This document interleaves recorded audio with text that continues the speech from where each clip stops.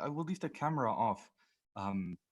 Hopefully that will be enough to sacrifice to the Zoom gods that it works. Yep, let's try that. Okay, cool. So yes, the strategy is to achieve more freedom, or the end goal basically. And the strategy for this is to opt out, to no longer rely on trusted third parties, but rather to be self-sufficient, to take responsibility for oneself, and in order to don't need to ask for permission. That's basically it. And specifically, you in Greece have rather recently, 2012, experienced the horrors of having a trusted, centralized fiat system with bank accounts, right? As far as I remember, don't have firsthand experience like you, of course. But there was a shutdown of banks and a limitation of cash withdrawals, and a tax on everyone's savings, basically. And so you have very personally experienced the tragedy that is, right, and how much this sucks, quite literally. That the stuff that you thought was yours turns out is actually not yours. It's under someone else's control, and he can stop you from using it. And that is quite a devastating feeling, where you lose this responsibility, where you no longer have the ability to be self-sufficient. And as usual, Bitcoin fixes this, right? With Bitcoin, you do have the ability to control your own keys. You're the only one that can transact this money, and nobody can stop you, precisely. And that is specifically useful in the most dangerous of times, right? For example, in 2012, you could not withdraw cash, but you could make a Bitcoin transaction. Or rather recently, right? There were several countries where there was a ban on cash, right? You're no longer allowed to use cash to buy food or groceries, but you could still use Bitcoin to do that, right? So Bitcoin is basically the tool that you need when shit hits the fan, and it's good to be prepared when that happens, because if you're right in 2012 and you're standing at the ATM and you can only get 100 euros worth, then it's too late, right? Your money is gone. Someone else has it. So the idea is to be prepared, to use or to build and to use the tools already today, to get used to using these tools, right? To learn about how to use them properly. To then, ultimately, when you actually need the tools, to have everything available. And the strategy here is quite successful, I can say, on personal experience, and it works. There's no doubt about it. I've been living this for half a year already, more, and of course, others before me have been doing this for a long, long time, to live mainly on Bitcoin. So yeah, how I did that personally was, first, I still had a fiat job. I earned euros, and of course I got that paid out on a bank account. And I was unfortunately not in the ability to quit that job on a short notice. So I was continuing to earn the euros. And of course, earning Bitcoin, euros is already not that good. But even worse would be if you hold on to these euros, right? Then you're being stolen from literally every second. So here, one of the first steps is to buy Bitcoin, right? To get rid of the fiat shit, and to buy Bitcoin, basically. And to do this in a censorship-resistant way, the best is probably peer-to-peer cash trades. So you get cash fiat out of the ATM. You meet someone in person, for example, at the Athens Bitcoin meetup, and then you exchange with them for Bitcoin if someone wants to get rid of his Bitcoin.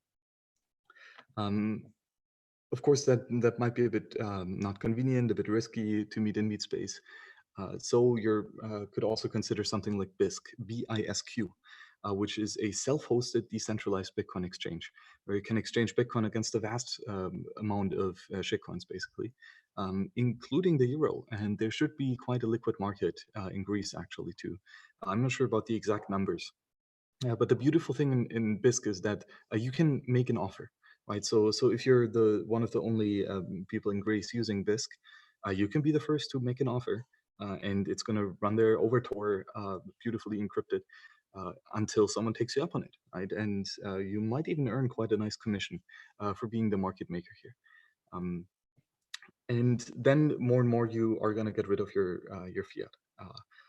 But of course, as long as you keep earning fiat, you need to get rid of it, right? So most likely you will have to leave your bank account open just to receive the salary and then withdraw it to Bitcoin or gold or other hard assets. Um, then the next, oh yeah, but of course the goal here is to have as little fiat as possible in bank accounts. The vast majority of your fiat holdings should be held in cash. Right? That is the most censorship resistant and most anonymous way of holding it. But then of course you need, or you maybe need some to have in a liquid cash reserve on a bank. Though of course to reduce this, right? Because you never know when the next bank run is going to come and when they're going to shut down all the banks again. So only keep in fiat what you're willing to lose, and especially in bank accounts, that should be very, very minimal. Then sooner or later, hopefully, you are going to be a productive peer in the Bitcoin economy, meaning that you are going to earn your Bitcoin. You're going to provide a product or a service that others demand so much, a service that is so valuable to others that they are going to give you their precious Bitcoin. And this is quite a phenomenal feeling to be valued by others to such a high extent, or whatever you provide is more valuable than Bitcoin. That is quite a tremendous feeling, actually, because we all know how damn precious Bitcoin is. So if you're better than that, that is quite a compliment. Um, and as soon as you start earning as soon as you start earning Bitcoin, a lot of things become more easy, because then you no longer rely on the bank account, right? If you don't need to have the bank account to receive your salary, then you're a very, very major step forward to being able to close it. So earning Bitcoin is might be a bit difficult, right? Because you actually do need to be productive. You don't just get it gifted. You need to work for it. You need to earn it. But when you are at that point, it is quite interesting, quite powerful. Um, And then as soon as you start earning, you can selectively reveal some of your Bitcoin uh, via an exchange, right? For example, you can become a cash trader in person, right? You are the one going to the Athens Bitcoin meetup that has a stack of Bitcoin, and he can ask who wants to buy Bitcoin, right? This, and from my own experience, this is the very easy side of the trade. Everyone wants to buy Bitcoin, right? So if you're the one guy who has Bitcoin and who might need some cash to pay bills or to pay rent or whatever, then this is quite easy to get rid of your Bitcoin and to get some fiat coins. Um, uh, and it also switches your mind a bit. Instead of buying Bitcoin, right, you're selling Bitcoin and you're buying fiat shit. Um, and this is usually something that you don't like doing, right? Because we all know Bitcoin is so much better than any fiat coin. So it's always painful to sell your Bitcoin and to get these fiat fun coupons. Um, Thus, you're going to do it less, right? Which is something that I've noticed quite a lot. I always hesitate as long as possible to sell Bitcoin for cash. The longer I can, stay in Bitcoin, the more happy I am, and the more little I can sell of it, the better. Um, and it kind of also reverses the mentality of a trade, right? Because if Bitcoin goes down, the price goes down, you're going to earn more, right? Which is great. You're going to earn nominally more Bitcoin, which is phenomenal. And you can just choose not to sell that much Bitcoin for fiat, right?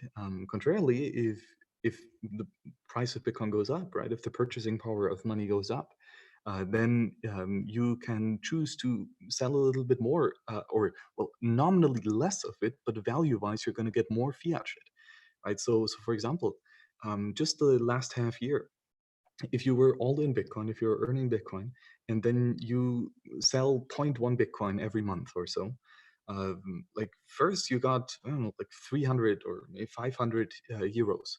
And now you're going to get almost 1,000 euros, right? For the same quantity of Bitcoin that you're getting rid of, you get more fiat fund coupons that you can buy food with, or spend on rent or wherever.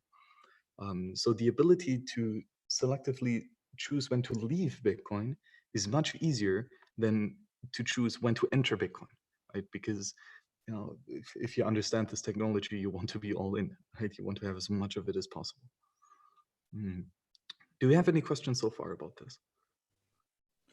Do you have the Slido link? Oh no. I don't have slides. I'm one of these lazy speakers that No. doesn't have slides. The link from the Slido website with a list of questions from people. Okay, can you please send it? Yeah, perfect. Now I have it. I send it to you now on Telegram, Max. Yes, I have it. That's great. Thank you. And it's loading up. So yeah, anonymous question. What was the most challenging situation to face due to a lack of fiat? And honestly, to sum it up, not much. There were almost no points where I was kind of lost, where I had a really challenging situation. Ever since I've quit my bank account, I've been to probably 10 different countries or so, where I do the same thing. I have my Bitcoin, and I find a local peer to trade for cash. And because everyone wants to have Bitcoin, again, this is the easy side of the trade. Regardless where you are, with some research, with some reaching out, specifically when you go to Bitcoin events, you're gonna find someone who wants to buy Bitcoin pretty reliably. And of course, specifically now in a bull market, which it seems we're entering, there's going to be much more hype. More people want to try it out and hold some. So that's the thing. Bitcoin is already a very liquid medium of exchange, meaning at many places, at many points in times, with many different people, you can trade with these Bitcoin. You can get something else in return. Specifically cash, it's a very liquid market, I would say. So I never had the problem where I could not get cash within a couple of days of notice. One thing maybe worth considering is, the network of ATMs, of bank ATMs, is much larger than the network of Bitcoin ATMs or of Bitcoin traders, in just generally speaking. So there might be a point where you really urgently need cash and you cannot get it because there's only a regular bank ATM, no Bitcoin ATM, no peer-to-peer trader. And of course that sucks, right? That could happen. It hasn't happened to me yet. So yeah, what else? There are some things. Specifically, there's one thing for me which I can only buy with a credit card, and that is my health insurance. I have a free and private health insurance, and they only accept credit cards. Well, I've written them pretty much once a week now to start accepting Bitcoin. I hope they're going to do it sometimes. So that's one thing to work around it, right? Educate the entrepreneur on why he would want to demand Bitcoin as in payment. But for now, I use basically a straw man. So someone who has a credit card who wants to buy Bitcoin, I'm gonna pay him some Bitcoin every month, and he's gonna make that credit card transaction. It's basically it's a peer-to-peer trade, right? But the settlement on the fiat side, it's not with cash, but with a credit card payment to the health insurance company. So this is another good way, right? As soon as you have any service that you need to pay that requires a bank account of some shape or form, you can use this too, which is quite nice. So I think that was probably the most challenging part so far. But again, very, very minor. Like it's tough to actually say what really is the most challenging part, because it just works. It really does work quite flawlessly. Another question by Anonymous: if I've convinced many merchants to accept Bitcoin as a payment, so what convinced them, and why did they decline? This is a very good question, right? And this is something that it's very important to build this circular economy, right, where merchants demand Bitcoin in their payment, and this can be like the merchant himself doesn't really care how he's going to get paid. Um, in generally speaking, the more payment methods he accepts, the better, because he wants to do the trade, right? He can later trade whatever you give him for whatever he actually demands. So there are merchants that accept Bitcoin as payment, but then immediately sell it for fiat. What I've noticed with these types of merchants is that it's very like they're very price sensitive, right? Because they want to hold euros on their bank at the end. So they are going to sell it, and this requires costs.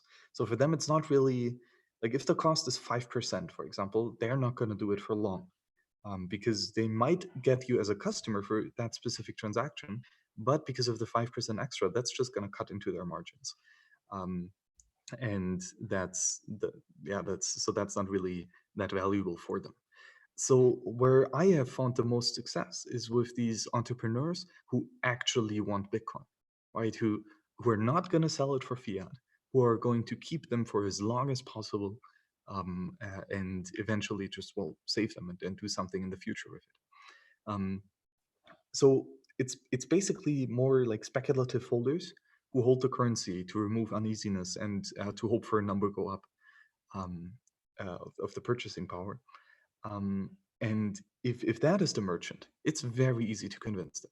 If the merchant understands the power of Bitcoin and why he wants this tool in general, he's going to do anything in order to get more of it, right? So, for example, the strawmans, right, as I spoke about earlier, or the peer-to-peer traders, they want to get Bitcoin, right? So these are some merchants, right? They sell fiat and they buy Bitcoin. I had particular good success with farmers markets to buy groceries with. Gladly, we here in Germany, we do have quite many farmers markets, Switzerland also.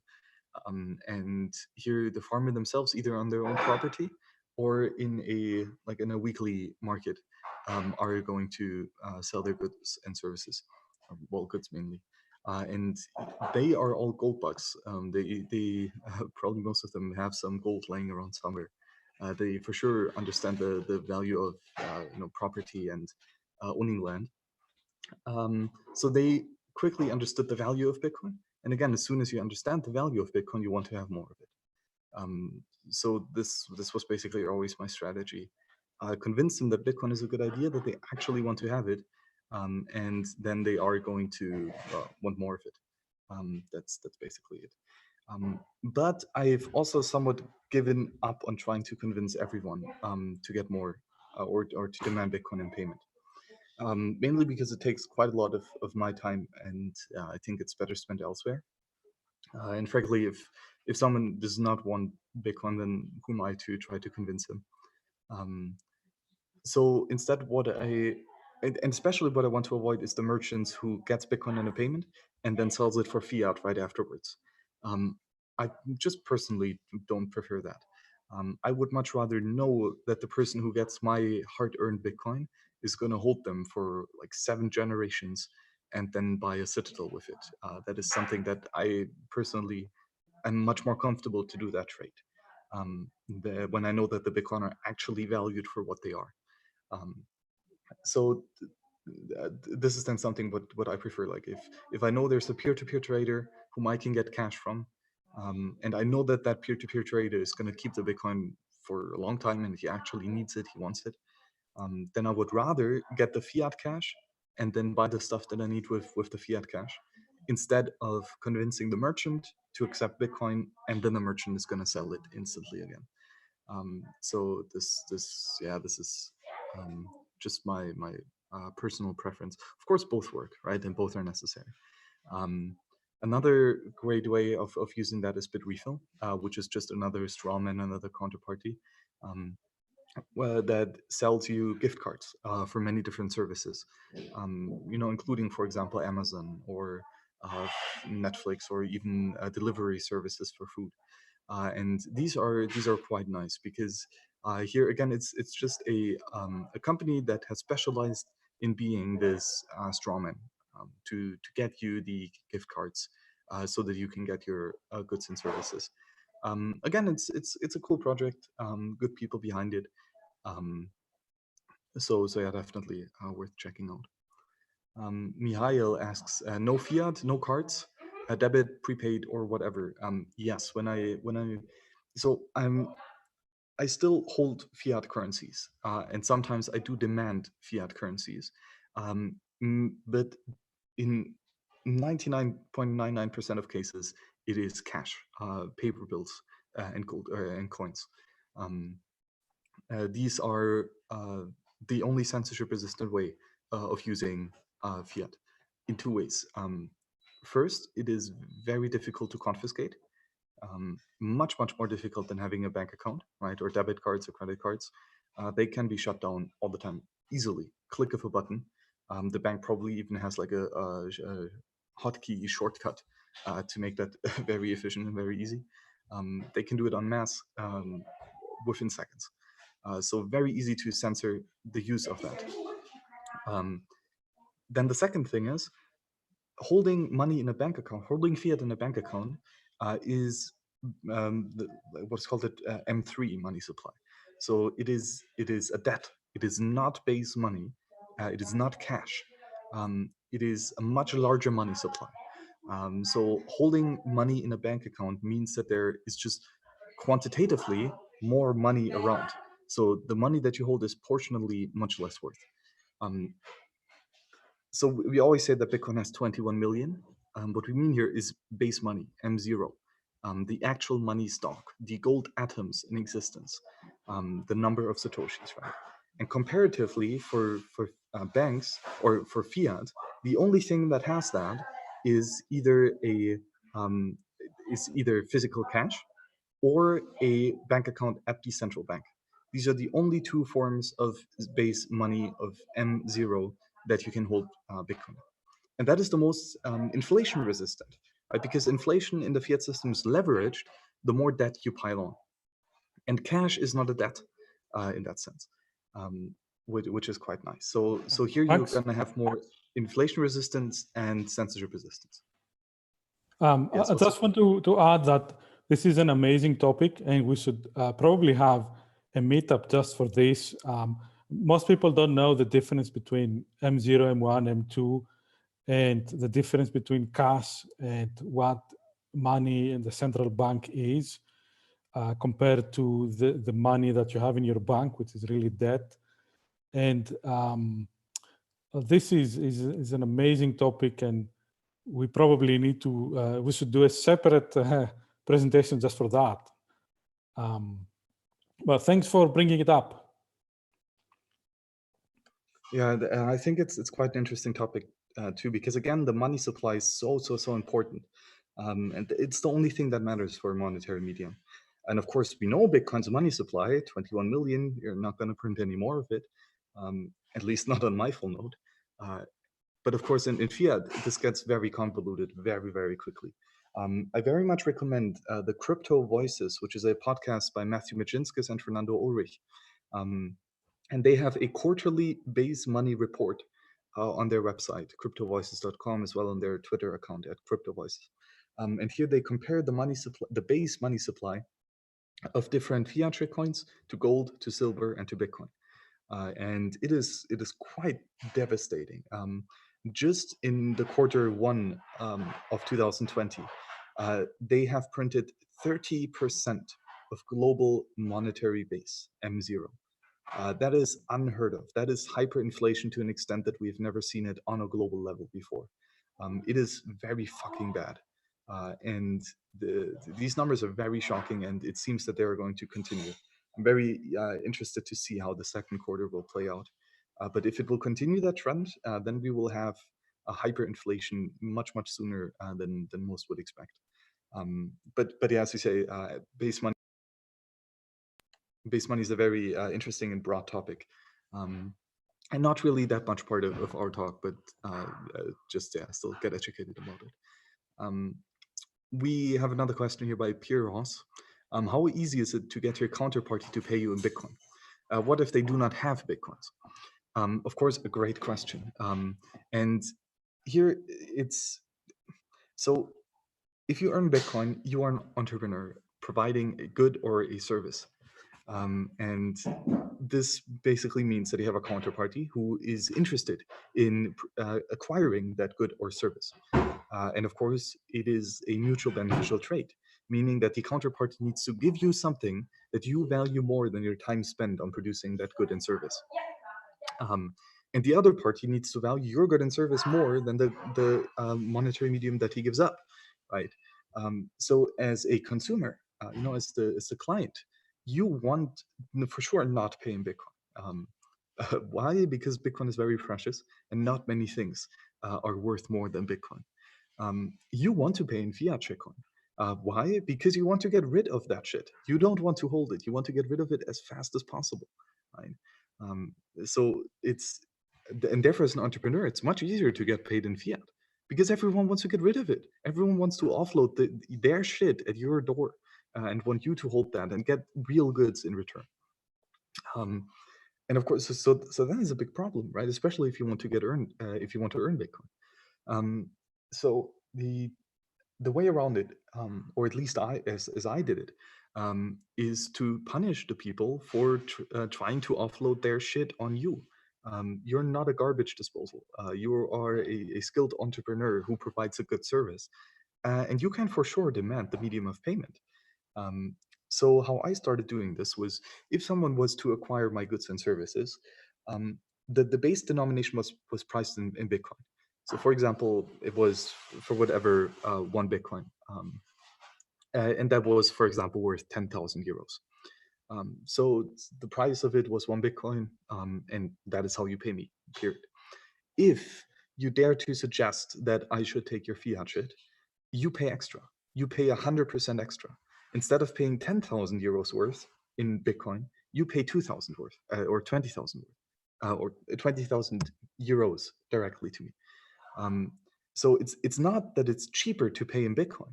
It's more expensive to pay in fiat because I don't want to hold your shit.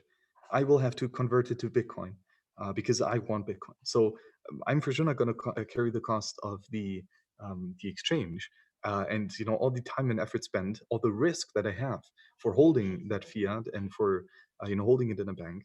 I'm not going to carry that. You are, as the customer.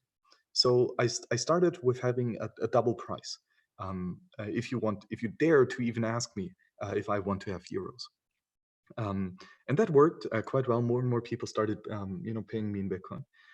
Then eventually I said, okay, now still double is not enough. So now you pay 3 times as much.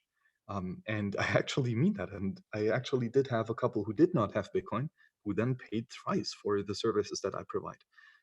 And I didn't care. Like I needed to get, like it offloaded much more burden on me. I needed to exchange that Bitcoin, that fiat shit for Bitcoin again. It took a bunch of my time. It was a huge risk. I just didn't want to deal with it. So I wanted to discourage it even more. And that was then for a while I did 3 times. And then ever since, like half a year ago, I completely stopped that.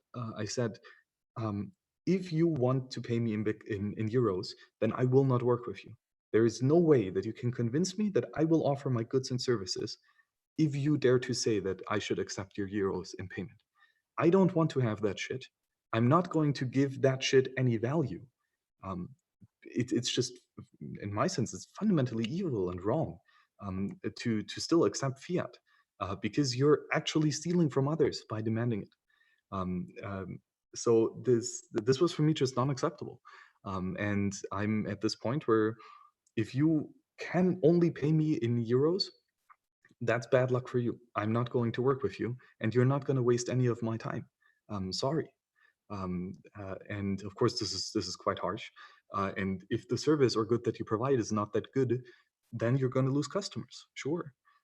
But if the service or good that you provide is actually useful and meaningful, and you actually do have a good customer base, then you can do this, right? You can't just demand to be paid in Bitcoin. But I even go further. So it's not just that I demand to be paid in Bitcoin. For most of my working relationships, I pay my suppliers in Bitcoin. This is something that is very important for me too.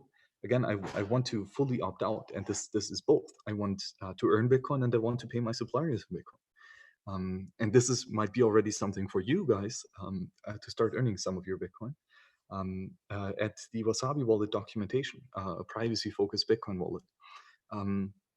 I have a budget of several, million satoshis every month that goes to the peers educating users about it. So basically, if you write written documentation, if you write a blog post or article, if you make a video about Wasabi, also in your native language here in Greek, or if you do a podcast or whatever it is, you might get some sats for it. So this would be one way that I do my part in making it a bit easier for individuals to earn their Bitcoin by actually paying them, right, for providing a valuable service, which in this case is education. So yeah, that's basically it. So how easy is it to get your counterparty to pay you in Bitcoin? It depends on how radical you are. It can be very easy by just saying this is the rule, and you're not going to work with me if you don't pay me in Bitcoin. And then if they don't have any Bitcoin, either they're not going to work with you, or they have to carry the cost and the risk of exchanging the fiat to Bitcoin. So great question, Piros. We have another question by Dimitris. Is every day a Bitcoin pizza day for you? And I would say yes. But for me personally, the pizza day is not about Laszlo, who bought 2 pizzas for 10,000 Bitcoin. For me, the Bitcoin pizza day is about Sergos, who was the entrepreneur who provided the service of 2 pizzas and who earned 10,000 Bitcoin at that day. This is the hero of the transaction. The entrepreneur who provided a service that Laszlo was willing to spend his incredibly hard-earned 10,000 Bitcoin for.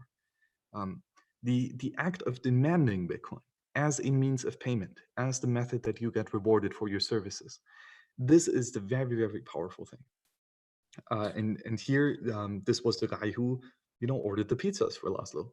And this is why I celebrate Bitcoin Pizza Day. Demanding Bitcoin in your payment. And I do that every day. I get paid for different services. Okay, don't get paid daily, but I do work daily, and the work that I provide is being honored and paid back in Bitcoin. So yes, I do provide pretty much daily a service where I earn Bitcoin for. Max, if I could add a thing here, most of us who are hodlers, we would spend Bitcoin and then replenish it immediately. But Laszlo did not replenish it. So that's right. That's a difference, I guess, right? Well, he earned it, right? Laszlo was one of the most genius early entrepreneurs in Bitcoin. He invented the GPU mining, which means he was a very efficient businessman who decreased the costs for producing valid Bitcoin blocks tremendously, right? So he was genius in many, many ways, a hero really of our times. But he was also for earning the Bitcoin. So Laszlo did not buy the Bitcoin, he earned them, he mined them, he provided a valid service, which is producing Bitcoin blocks, and he got paid for it, right, according to the network consensus rule. And yes, he did not replenish it in the sense of selling fiat and buying Bitcoin. He replenished it in earning more. Like he was earning many, many, many hundreds of thousands of Bitcoin probably for being such a genius entrepreneur and such an early and visionary of this technology. So yeah, that's the main difference, right? If you continue to earning more Bitcoin in the sense of providing a service, then sure, you're going to spend some of them. Obviously, you're going to spend money. That's what it's for, also, right? Of course, you want to hold it, hopefully for a long time, and to save and to build your capital stock. But eventually, you're going to want to buy a good and service with it. And there's nothing wrong with it, not at all. And Dimitri, if you say replenishing the fiat with fiat, the more serious or tongue-in-cheek questions here would be, why the fuck do you still hold fiat? Like, only hold in fiat what you're willing to lose. Like, you're being stolen from every second the longer you hold that shit. Get rid of it, buy Bitcoin as much as possible, now at these ridiculously cheap prices. Start earning Bitcoin even more, and then selectively sell some of that Bitcoin for fiat. Thank you. We have another good question here. If I recommend any particular payment technology that allows you to interface with the fiat world, such as Visa, MasterCard cards that you can pay off with Bitcoin. Yeah, that's a good question. I personally am optimizing my toolkit and my weapons for defense of my property rights. I want to have a full stack of censorship-resistant tools that nobody can stop me from spending it. I personally don't really care much about convenience or about a pretty user experience. I want to have freedom. That is what I optimize for.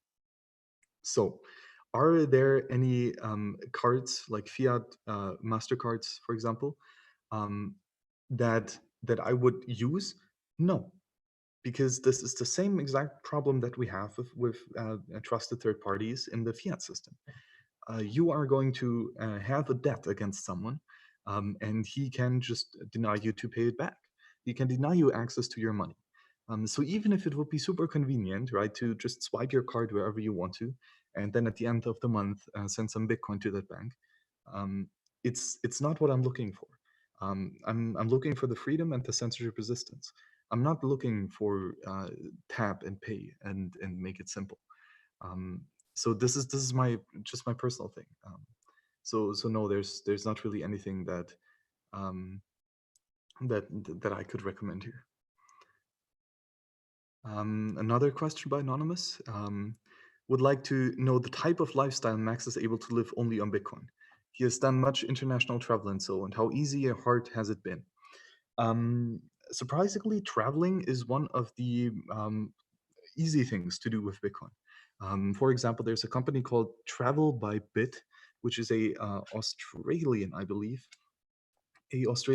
company that does in the fiat realm already some travel booking agency.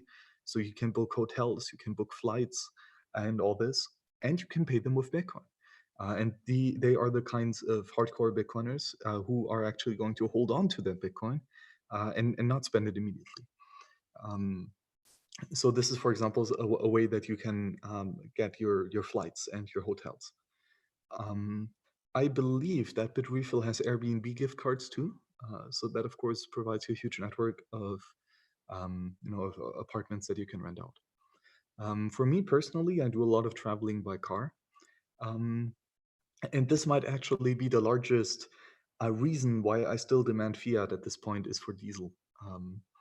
There are very few gas stations where you can get diesel and pay with Bitcoin. There are a couple, for example, in Prague. Actually, they have pretty good prices too, but they are not that plentiful. So this is one of the expenses that I still need fiat cash for, to just to fill up gas and diesel.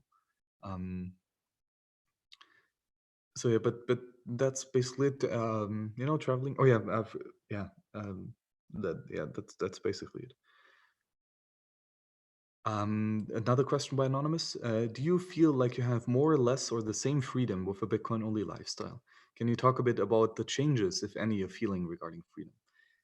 Absolutely. It's been incredible. It's it's very difficult to articulate this and put this in words. Basically, the ability to truly own something is exhilarating. To be the only one that can use something and where nobody can stop you from using it. Ownership is really a beautiful thing, and specifically ownership of money. I have Bitcoin. I can buy whatever the fuck I want with it, and you're not gonna stop me.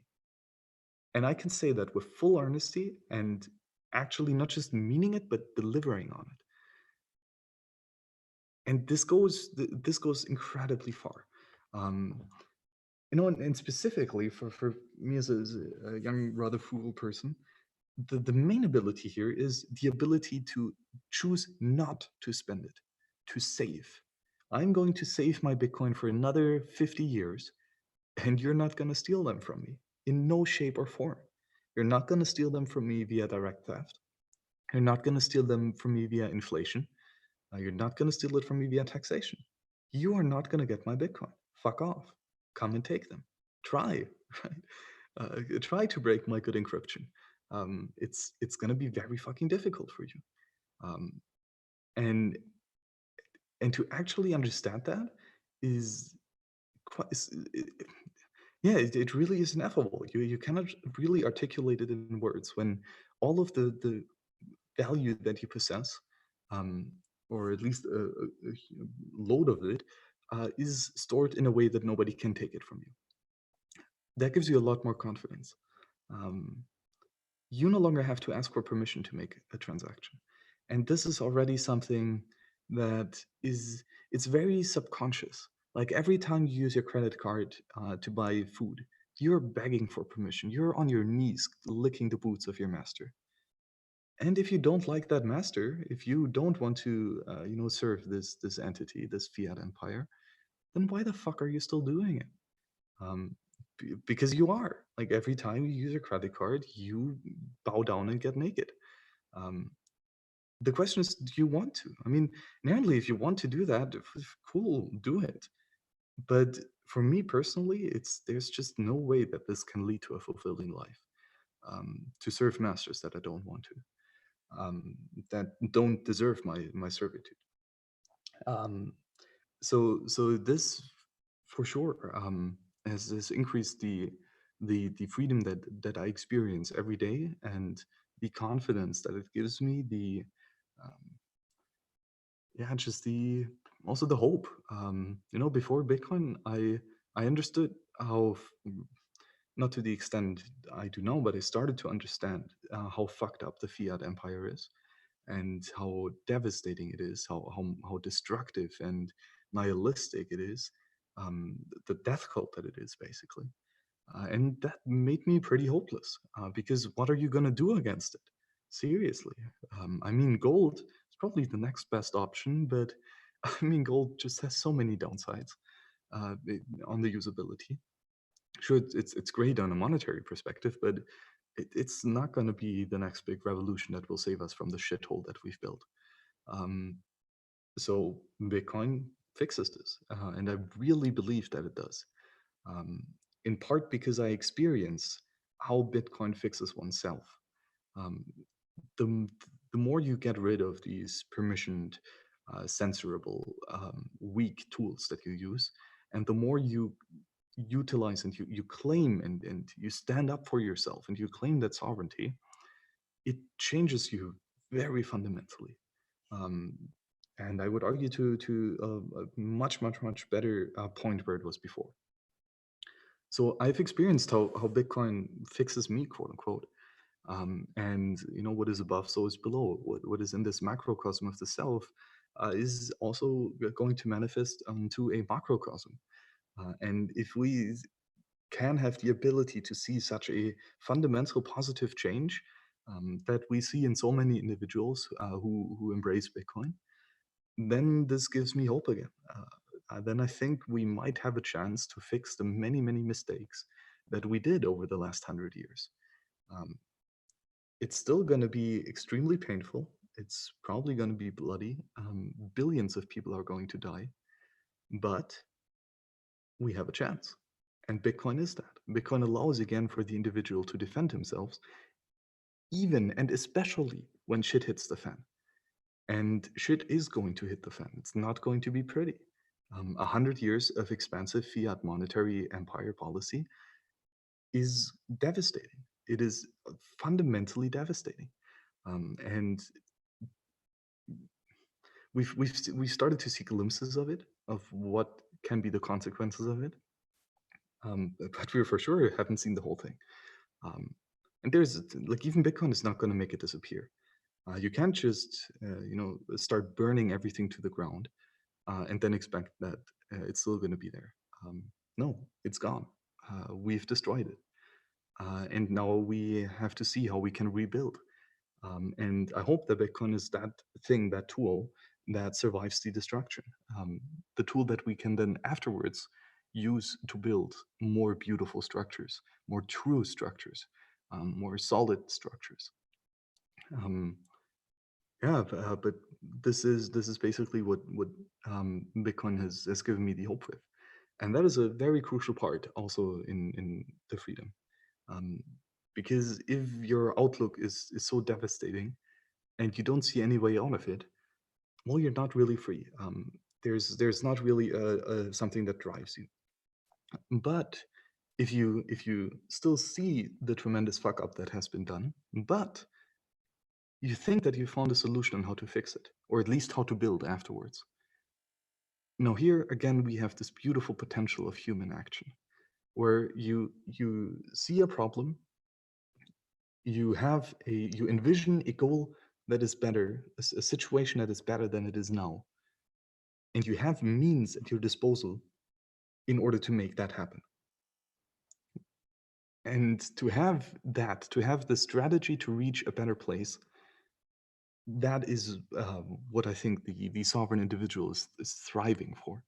Action, to do something, to fix something, to make it better. And Bitcoin for me has been a tremendous point here, where now finally I see a solution to the problem, where I think that we might have a chance to actually get to a better place. And I will do quite a lot in order to attempt to get us there, and to attempt to make sure that we still have something delightful to look forward to, and that we still have the ability to seek it and to build it. So yes, Bitcoin has given me a shit ton more freedom, both personally now already, as well as the hope for more freedom in the future.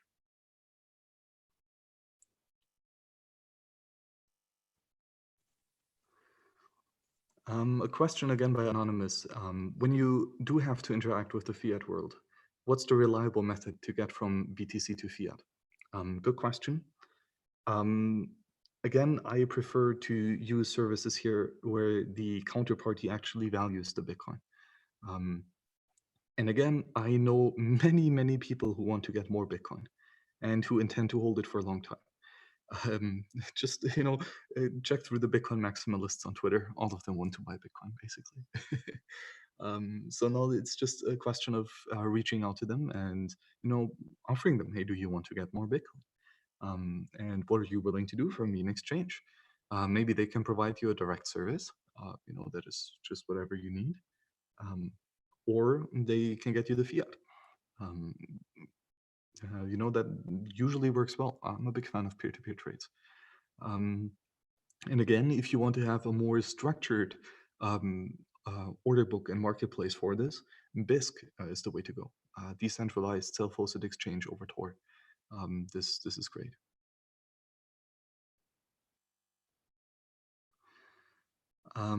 We have a question here that maybe leads us to the next world. Okay, actually, let's take this question a bit later. Yeah, if you want, perhaps you can switch to other topics too, like coin joins or even upcoming privacy technologies in Bitcoin. Yeah, this is the one question I see here from Dios Max. Do you favor correcting the privacy issue of Bitcoin at the core of Bitcoin? CoinJoins seem like a crutch to the core problem, not a real solution. That's a good observation. And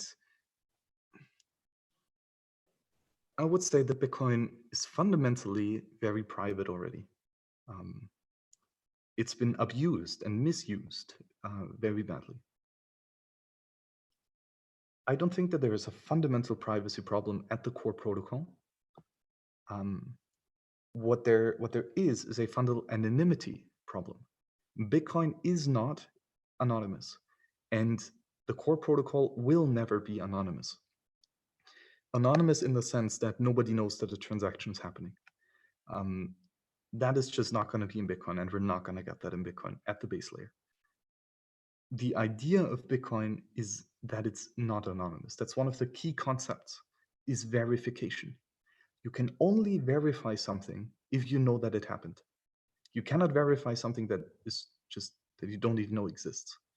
I mean, maybe with some crypto magic, zero knowledge proofs, but that's not really what we mean here. As soon as you have the ability to verify something, you know at least that it happened. So it's not going to be anonymous. eCash, for example, was a form of very early money, cyberspace money, that was truly anonymous. You did not even know that the transaction happened. And who was involved. And it was just very, very, very good in terms of privacy. But it relied on a trusted third party because nobody could verify it other than the trusted third party. So you needed to trust that third party that he did the verification and that he's not going to steal from you. For me, that's the wrong approach to look at things. Privacy for me is not an end goal. It's a tool that we use to reach the end goal. For me, the end goal is freedom and property rights. I want to have stuff that nobody can take from me. And I use privacy to achieve that. If I have privacy, then nobody knows how much stuff I have. So nobody knows where to steal it and how to steal it and if I'm even a worthy target. So privacy is a means to an end. It's not the end itself. And I think that was the wrong approach with eCash. Here, privacy was the end. We want to have an anonymous currency. Great, but why? And what are you going to sacrifice for it? Because if you're going to sacrifice censorship resistance and inflation and risk of theft, then for me it's not worth it. Because that is the thing. That is my end goal: is to have a inflation-resistant, unbreakable monetary system. Now, if that is not private, okay, but at least nobody can steal it from me directly. If I have a system that is perfectly anonymous, but people can inflate the money supply, then why are we even doing this? It doesn't matter. We've already failed. So this is why Bitcoin turns this around. We don't have anonymity. Every transaction is public. Every transaction is verifiable. Therefore, we have a sound monetary rule set that everyone can verify that is inflation resistant. Thus, we already win in the first point. We have inflation resistant money. We finally have property rights in cyberspace. This is incredible. This is absolutely incredible. Now, if we can get privacy on top as much as possible, then great. But we've already won the first step. Now we're just going to improve it. So what we have in Bitcoin is not anonymity, but pseudonymity. You're going to have multiple identities which you use in the Bitcoin network. And these are called Bitcoin addresses or Bitcoin public keys. And these are the identities that control the money, you could say. Like a public key or the address is a definition of the property rights of who can spend the money. Now, if you use the same pseudonymous identity all the time, meaning you use the same address all the time, then it is clear that this one individual, or this one entity rather, can spend all of these coins and that he's involved with all of these transactions. Because it's always the same definition of who can spend the coin, always the same public key and always the same private key. Thus, you link all of your pseudonymous identities to one huge cluster. And this is when then pseudonymity is useless. You might as well have used, it's not even pseudonymous, you're just going to have one identity. And then all of these not anonymous transactions are linked to the same identity. That's not good. That is what we want to avoid. So the goal of Bitcoin privacy is to break the link between our pseudonymous identities.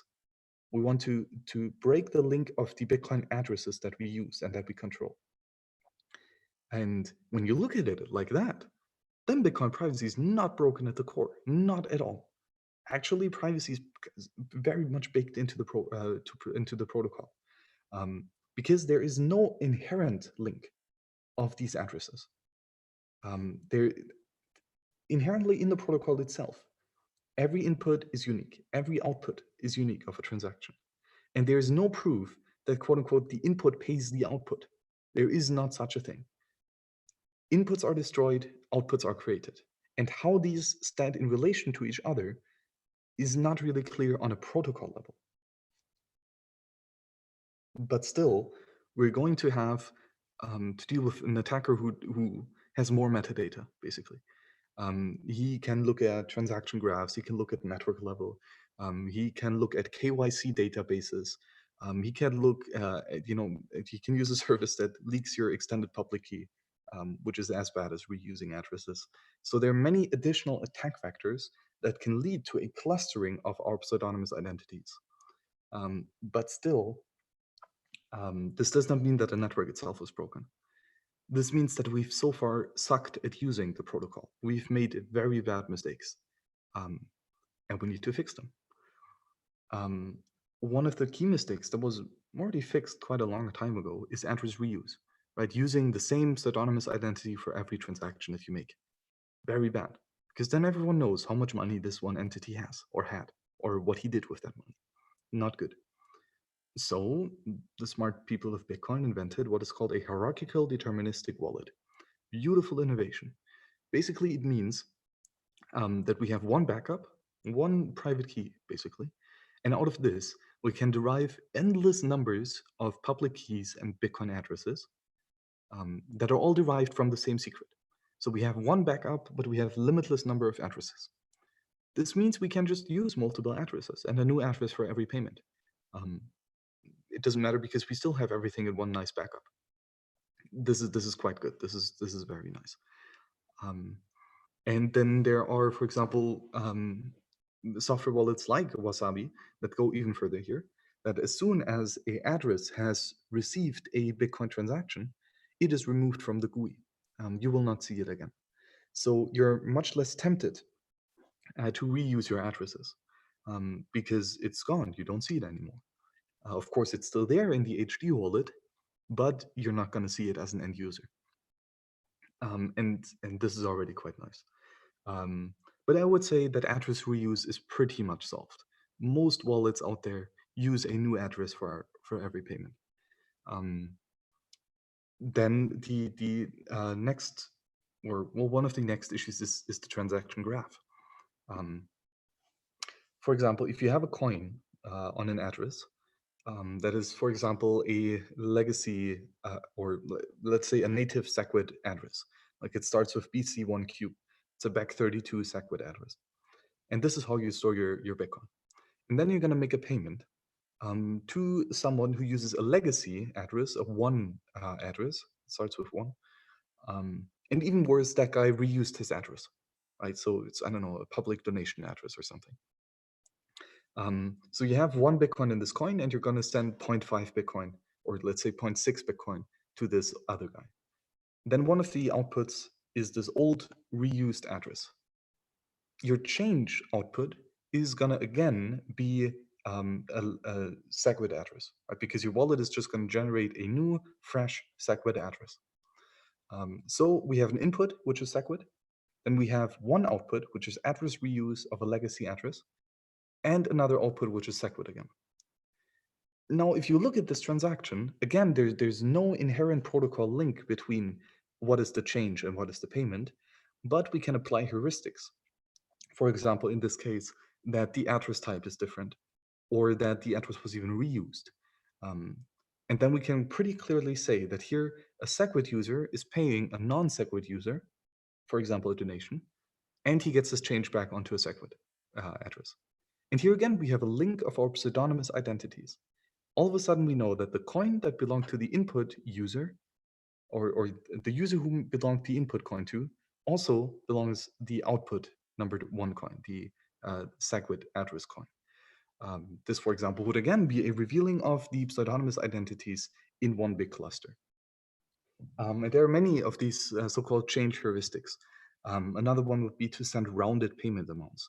For example, if you send exactly 0.100000000 Bitcoin, it's pretty clear that this is a payment amount, and specifically that the change address, which will be some non-rounded number, like that this other output with a non-rounded number is your change address. So this again reveals common ownership, which is what we try to avoid here. Again, common ownership revelation is the main enemy that we want to fight here. This is the main issue of Bitcoin privacy. And then finally, there's one very good tool which kind of is made to break all these common input or common ownership heuristics, both on the input side as well as on the output side. And this technique is called a coin join. And per definition, a coin join is a transaction where multiple users provide inputs to a transaction. And already here, this breaks the so-called common input ownership heuristic, meaning that most of the time, it's a heuristic, it doesn't apply all the time, but it's a good guess. All of the inputs of a transaction belong to the same person. So for example, if you have 3 coins that are worth 0.1 Bitcoin, and you need to make a payment that is worth 0.3 Bitcoin, you will build a transaction that has 3 inputs that has all of these 3 coins in there. And so you reveal your common input ownership again. You link your pseudonymous identities, you fucked up your Bitcoin privacy. But if we have a coin join transaction, where specifically it is per definition that multiple users combine their coins, then it all of a sudden is no longer that easy to find out which of these inputs belong to the same user. Right? There are now 100 inputs or 200. Which of them belong to the same user? It's very difficult to find out. Might still be possible, kind of depends on the coin join. And specifically then, though that is not the core part of the definition of a coin join, but oftentimes the most privacy of a coin join that you're going to get is with the equal value outputs.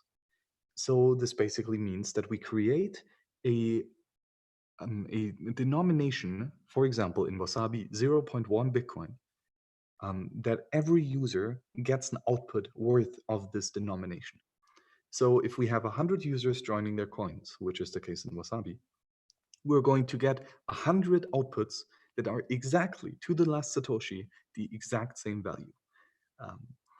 And the very cool thing is, we have no clue which of the inputs belong to which output, right? Because it could be any combination of the inputs, basically, that now have one of these outputs.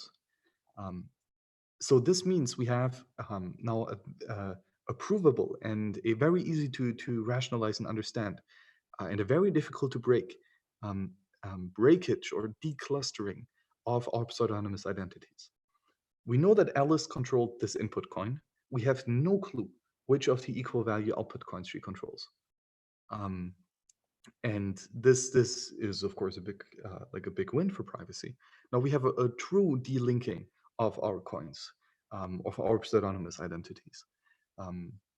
And this is now what Wasabi does, or Join Market, or other coin join providers or protocols. And it's quite a powerful privacy technique. And I would not say that CoinJoin is a crutch for Bitcoin privacy. I would say that CoinJoin is the perfect tool to leverage the inherent privacy of Bitcoin. It is a tool that breaks the link between your pseudonymous identities. And the aspects that Bitcoin has pseudonymous identities is at its core. We're not going to fix that. And we're not going to change it. That's unfortunately or fortunately how it is. You're not going to change Bitcoin to this extreme of a degree, at least not easily. So we have to work with what we have. And that is a not anonymous, but a pseudonymous, fully verifiable protocol that defines the property rights of pseudonymous identities. And now we can use technologies like, for example, coin joins or good wallets in general, that make the linkage of these pseudonymous identities very difficult. And if we have that, then I would say that we have won at Bitcoin privacy already. And with tools like Wasabi, we're pretty damn good already. We can do even better. In fact, there's a lot of ongoing research right now into future coin join protocols, or other techniques like coin swaps. Of course, Lightning Network. And in general, there are just many ways that we can further improve this. Max? So yeah. I saw your presentation in Prague, and I think one of the messages was that using Schnorr signatures, we will be at a place where we'll not be able to distinguish between multisig and normal transactions. So if it's like 10 people signing a transaction, or it's just you, it will be indistinguishable. Is this right? And will this help? Yes, that's a great point, Dimitris. And it's correct. With Schnorr, so again, Bitcoin is a protocol that defines property rights. And we can have a property rights definition of, for example, a single public key. So whoever knows the private key and whoever can produce a signature over a transaction with this private key that is valid to the public key can spend the Bitcoin. That is a property rights definition of a single signature. We can also have, in the current Bitcoin protocol, a definition of 10 public keys. And that a threshold of these 10 public keys, for example, 7 of them, can spend this Bitcoin. So we have 7 public keys. We have 10 public keys. We need 7 signatures over a valid Bitcoin transaction in order for them to spend their coins. And this already works. But again, the issue is that it reveals some information about the pseudonymous identity who controls this, right? For example, again, if you have an input coin with a 7 out of a 10 multi-signature, then you have 2 output coins. One of them is a single signature, a single public key, and the other is again a 7 out of 10 multi-signature.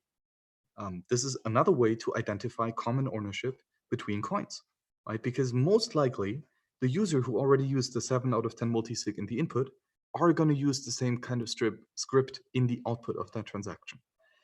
So in his change output. So we know the common ownership of both the input and the change. So again, we fucked up on Bitcoin privacy. Now, how does Taproot fix this? One of the core aspects of Taproot is the Schnorr signature algorithm. And with the Schnorr signature algorithm, we can do something that in theory is possible with the current signature algorithm, ECDSA, that we use in Bitcoin right now. It's just a lot more complicated. And with Schnorr, it's a lot easier. And what is this? Is basically Musig, M-U-S-I-G, which is a very beautiful way of achieving the same construct that we have 10 private keys, and you need 7 of them to produce a valid, to produce a provable valid thing. With Bitcoin script, we have 10 private keys and 10 public keys, and we need 7 signatures. With Musig, we have 10 private keys. We generate 10 middle step public keys, but we can aggregate these 10 public keys into one single public key. And this one single Taproot public key gets put onto the blockchain as the lock that defines the property rights of Bitcoin. However, the beautiful thing is, with this one aggregated Taproot public key, it can only provide a valid signature if 7 out of the 10 private keys sign this transaction, but in a way that the signature itself is also aggregated. So instead of showing 7 signatures, we aggregate them to one signature. So all of a sudden, again, we have one public key, which is the aggregate of 10 public keys, and we have one signature, which is the aggregate of 7 signatures. Again, we have a 7 out of 10 multi-signature here, but contrarily to how it's currently done in Bitcoin, nobody knows that it's happening.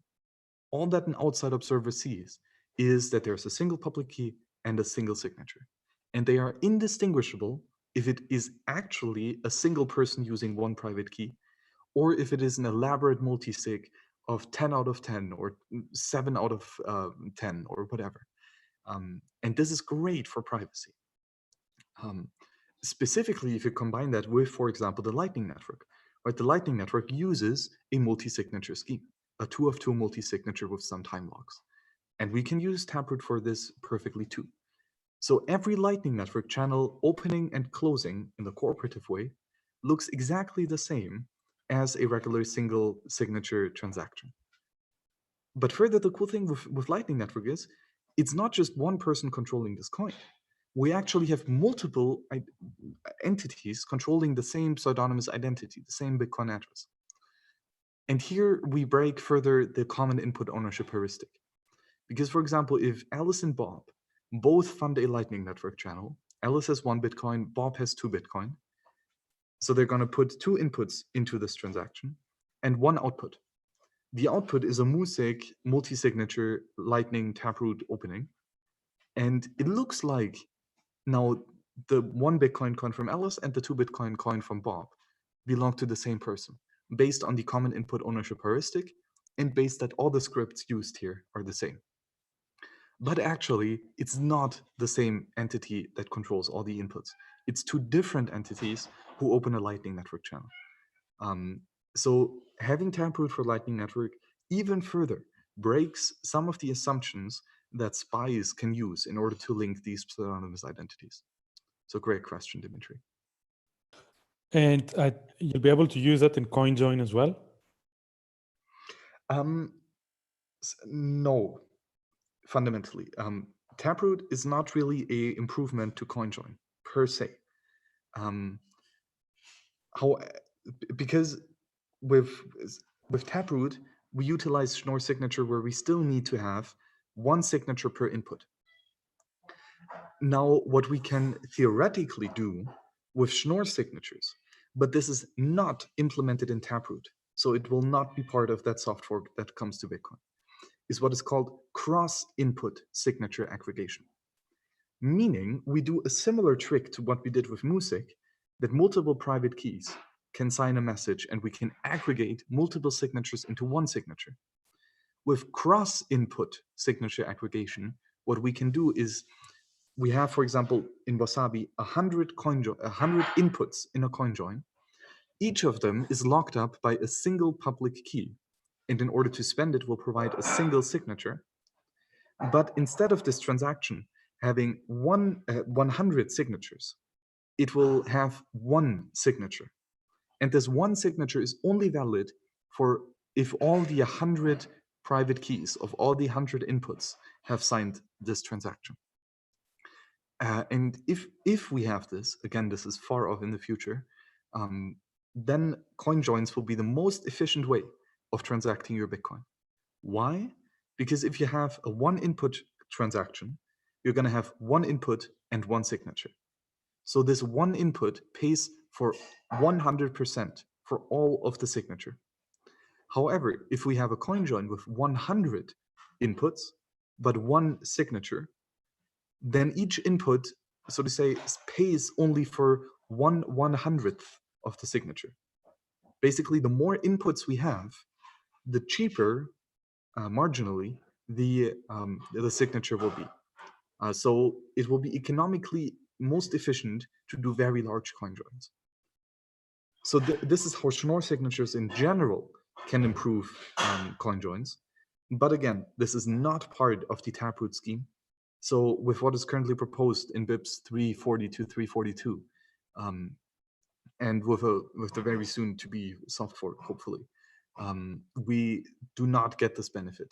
We just get the benefit of, and it's already a huge benefit, mind that, of hiding the fact that we used a multi-signature, of hiding the fact that we used a hash time lock contract, of hiding more advanced scripts and only revealing the one that we actually use.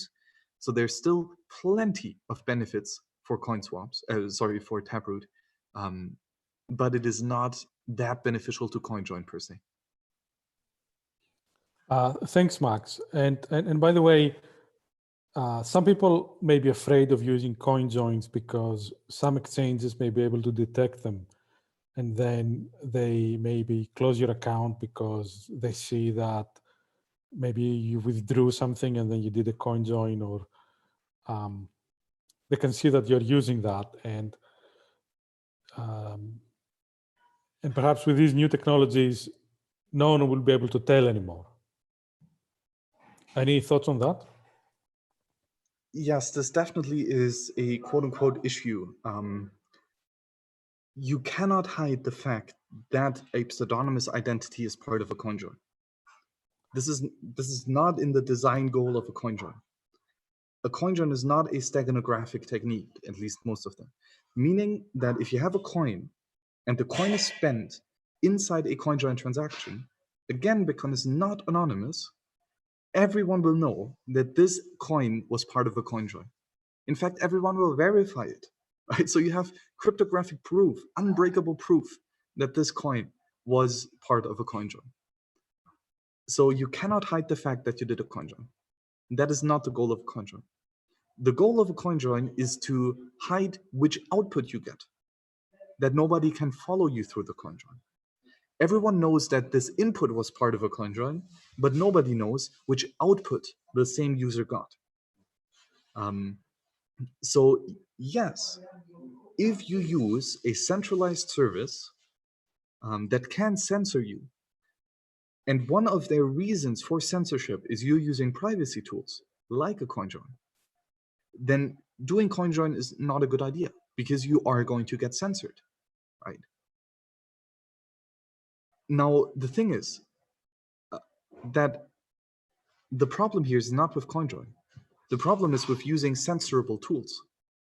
If you have a KYC exchange account where you deposit into someone else's custody, then they can steal your Bitcoin and they cannot give you back to them. It's the same problem as using a bank account. It's no longer yours. You no longer control it. You only have a legal claim to it, but you don't have an executive claim on it. You cannot move the Bitcoin. It's impossible for you to do. You will have to beg someone else for permission to release that Bitcoin again. And if that other person, if that entity is going to censor you based on using CoinJoin, then he's going to do it. And CoinJoin cannot save you from that. So if you really need to have that censored service where you know for a fact that the CoinJoin is being censored, then doing CoinJoin is not a good idea. However, first, I think there's, and I'm pretty certain on this, there is no legal basis for censoring users if they use privacy techniques like a CoinJoin. It doesn't make sense. Legally speaking, it's completely ludicrous. It's nonsense. It's just as stupid as censoring a Bitcoin user for doing a Bitcoin transaction. It doesn't make sense. Of course, a Bitcoin user does a Bitcoin transaction. And if your business accepts Bitcoin as a medium of exchange, then of course they're going to do a Bitcoin transaction. And maybe they're going to do a coin join. It doesn't matter. Legally speaking, it's completely ludicrous. And no government enforces this stupid regulation that coin joins are illegal. This just doesn't make sense. So what we have here is a classic case of self-censorship. The entrepreneur is scared that the government will come after him, that he will throw on with him more regulation, more oversight, maybe even fees, if he does not de-anonymize his users. If he does not try to break the privacy of the user and snitch this information to the government. This is, of course, highly unethical. First of all, it's none of the goddamn business of the government what the fuck you're going to do with your money. So they just have no reason to know this. And further, the entrepreneur should not snitch on you. Like, this is a confidential transaction between two consenting, mutual beneficial individuals. And there is no need to reveal this information to a robber like a government is. So then either we're gonna see that cowards of entrepreneurs, like for example BlockFi or Binance or other entities who are censoring these, hopefully they are gonna lose all of their customers, as cowardly entrepreneurs like these should. They are not courageous enough to provide a valid service in the Bitcoin economy.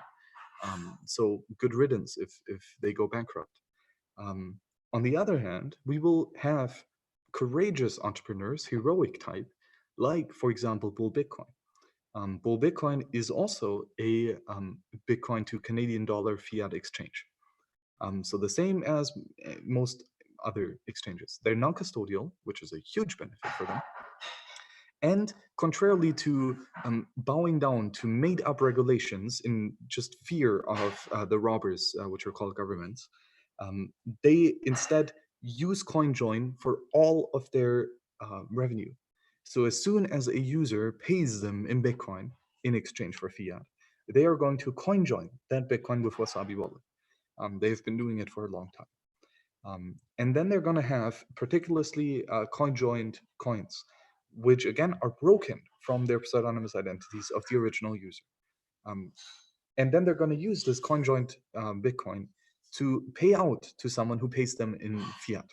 So if someone sends them Canadian dollars, they will pay out in a non-custodial way these Bitcoin, which are again CoinJoint. So the user who withdraws Bitcoin from this platform has no clue about the past transactions of the company, and he has no clue about which other users use the service. And Bitcoin does so precisely because they value the privacy of their customers. It's a feature, not a bug. And there's no regulation that requires the company to leak this information and to even forbid the user to use CoinJoin.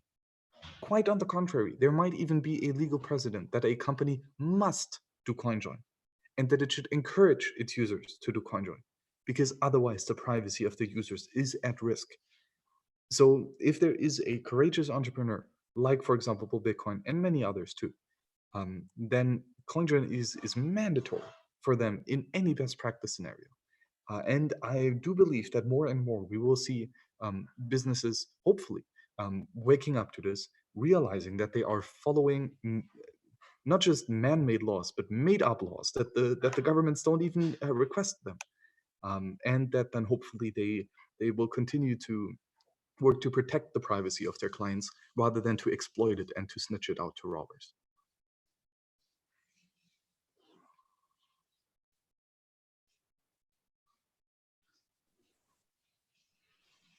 Okay. Thanks a lot. We've been on this for an hour and a half. Are there any other topics you want to raise or any other questions you want to answer?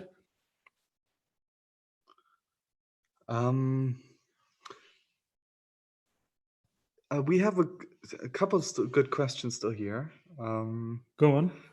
One by John Mooney. Max, what is the greatest fear for Bitcoin? Very good question.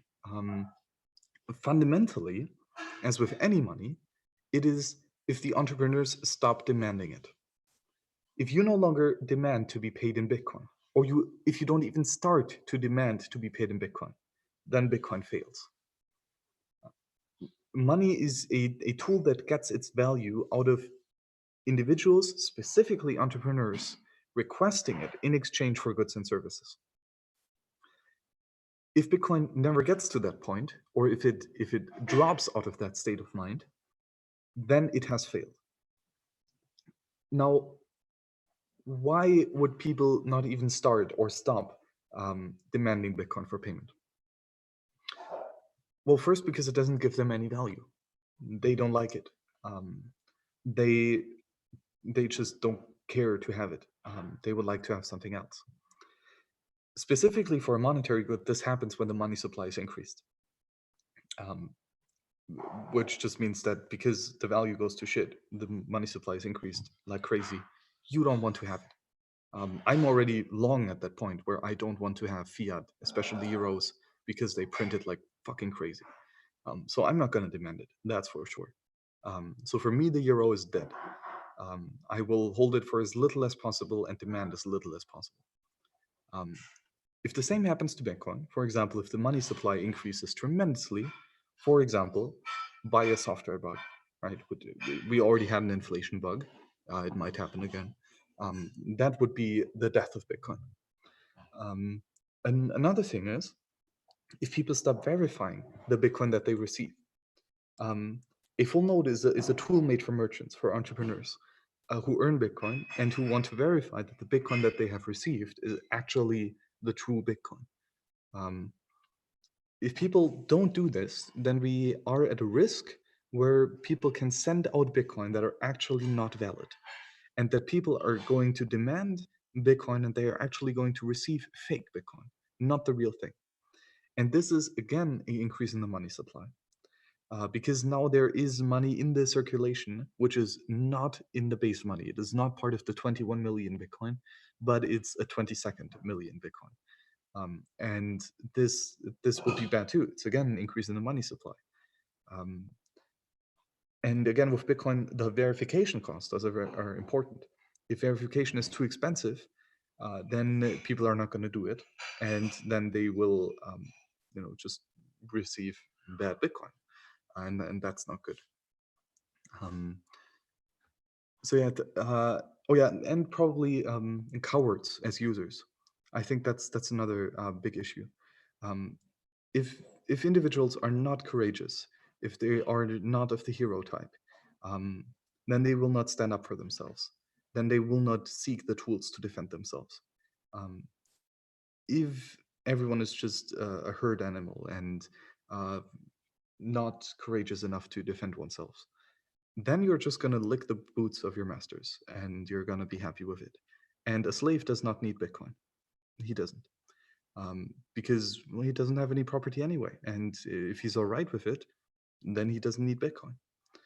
Bitcoin is for the heroes. Bitcoin is for those who actually stand up and defend themselves. And if this type of individual no longer exists, then Bitcoin is useless. If everyone is a sheep in the herd, if everyone is happy to stay at home in their pots and to not act, to just be told what to do, to react, then Bitcoin has no value for them. It's not a useful tool. Contrarily, they should not hold money at all. They should have completely planned and centralized economy where others control you, where you don't have responsibility for your actions. This would also be quite bad for Bitcoin. This is why education is so important, and the power of ideas. Because if you do understand this concept of sovereignty and of individuality and of anarchy, then you want to have Bitcoin, because this is a tremendously good tool to use to claim your freedom. And again, if you need the tool, you're going to demand it. If a monetary good is demanded, then it is much more valuable. So this is probably the big fear, very broadly speaking, of not being demanded, which happens when the money supply increases, or when the users are stupid enough to not realize what powerful tool this is.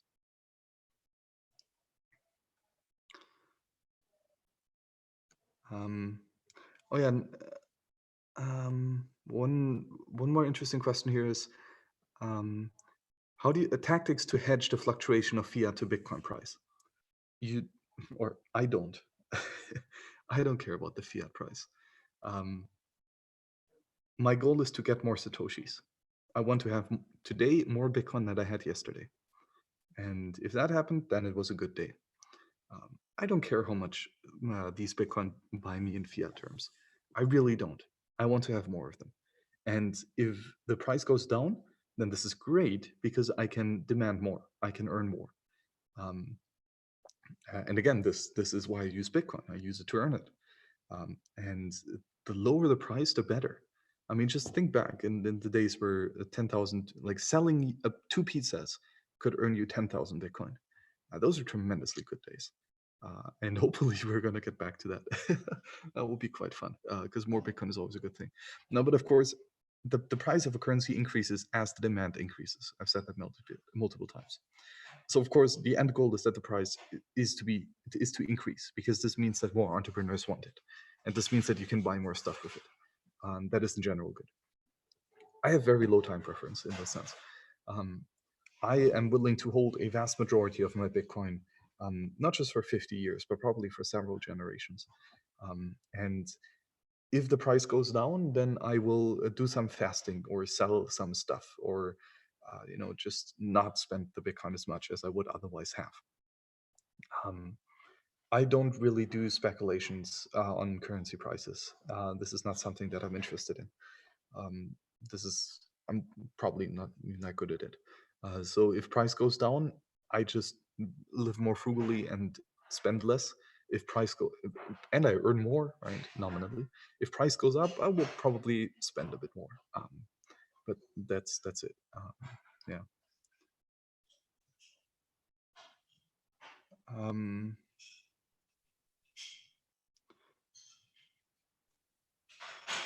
Okay, that's an interesting question. Progress First asks, freedom economy or anarchist economy? I think the two are the same. Anarchist comes from Greek, actually, so you should know this, which means enarchon. So N is the Greek prefix for without, and archon is rulers, masters, external masters. So anarchy is a state without external rulers, where the individual is a star, where the individual is in it of himself, the end goal, where the individual has the ability to act, to align his actions, so to achieve goals, and to utilize the means available to reach these ends. So anarchy and freedom are for me pretty much the same. Maybe a different in nuance, but not a different in generality. So a free economy is a anarchist economy, and vice versa.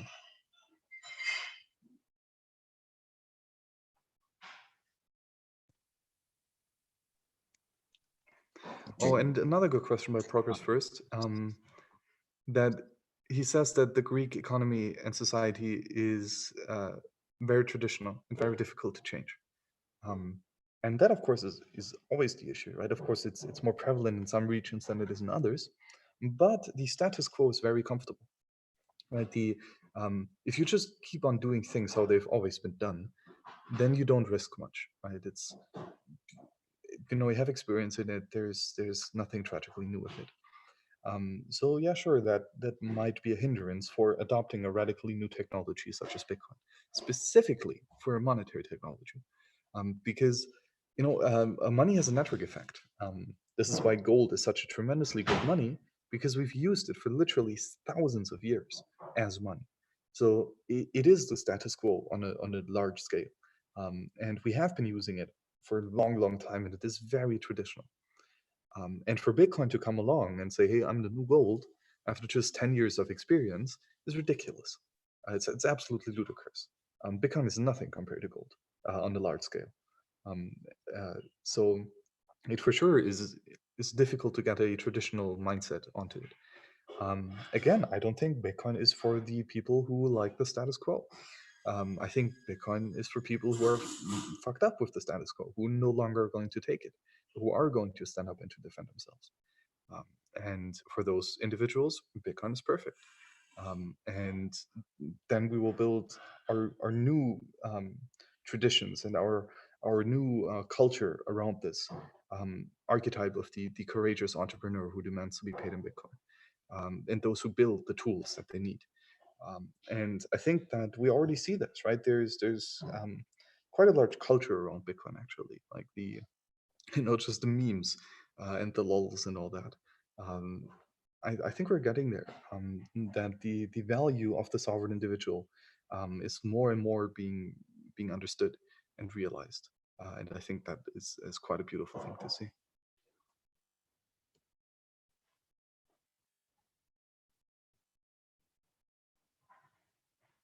Another question by Anonymous: do you consider yourself an anarchist or libertarian? Again, I don't really think there's a difference, at least in generality. So I do call myself an anarchist, also an individualist, libertarian too in general, but I mean, it might have like a bad connotation of libertarian parties and liberals. I do love the original term of the liberal. Ludwig von Mises has a breathtaking book on liberalism, and it's a very individualistic anarchistic philosophy. It's just that social justice warriors have kind of hijacked the term, so that's why I no longer like to use it that much. But I do value the core of liberalism, true classical liberalism of the scholastics, is quite a beautiful concept. But yes, I'm probably anarchist.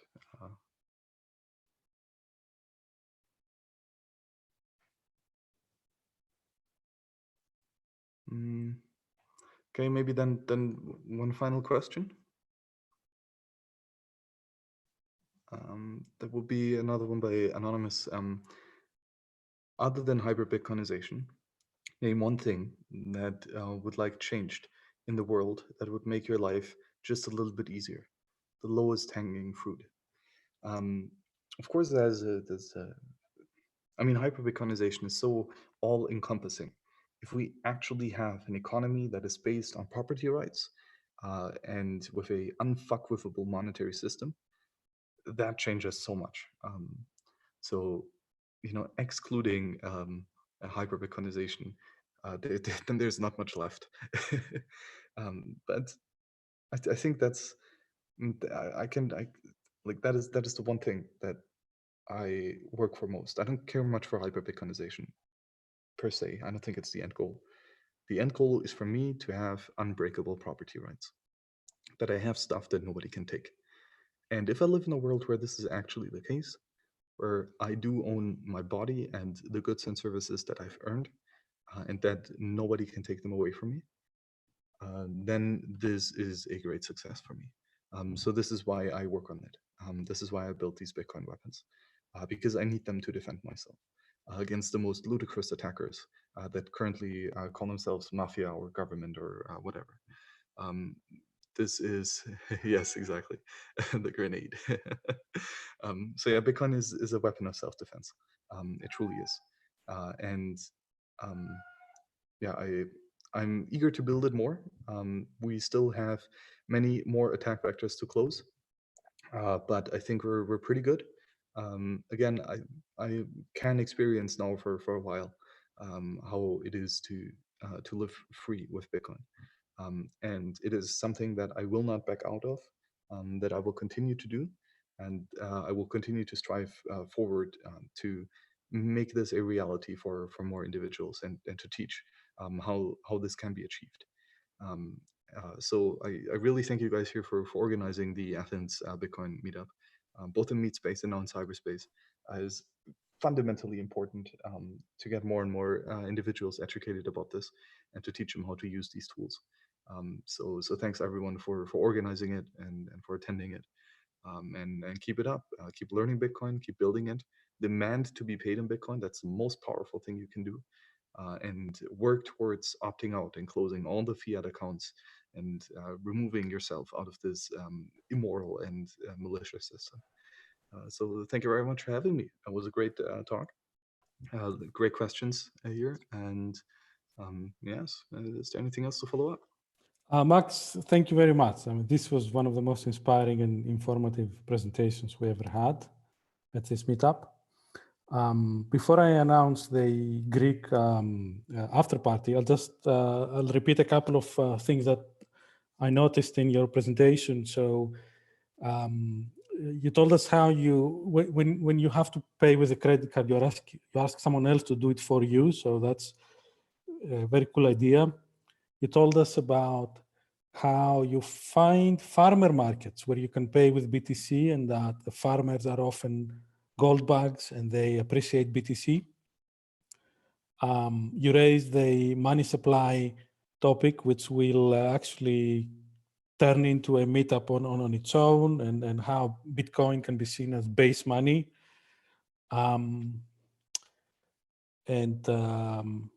I liked how you said that you started by quoting double or triple price in euros, so to encourage people to pay you in BTC. You told us about CoinJoins and Taproot, and you said Bitcoin is for the heroes, and